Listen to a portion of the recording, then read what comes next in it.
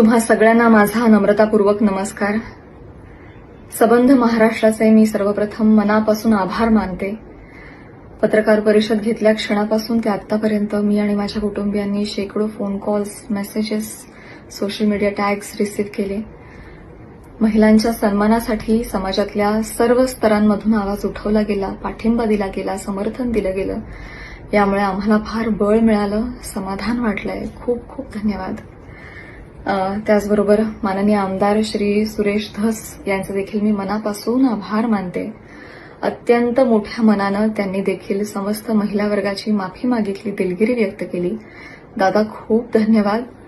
असं करून तुम्ही छत्रपती शिवाजी महाराजांच्या विचारांचे पाईक आहात हे दाखवून दिलं. छत्रपतींची भूमिका महिलांच्या सन्मानासाठी किती कठोर होती हे आपण सगळे जाणतो आणि ही छत्रपतींची भूमी आहे आणि त्यांचे विचार इथे पुढे चालवले जातील हेच तुम्ही या कृतीतून दाखवून दिलंय. धन्यवाद.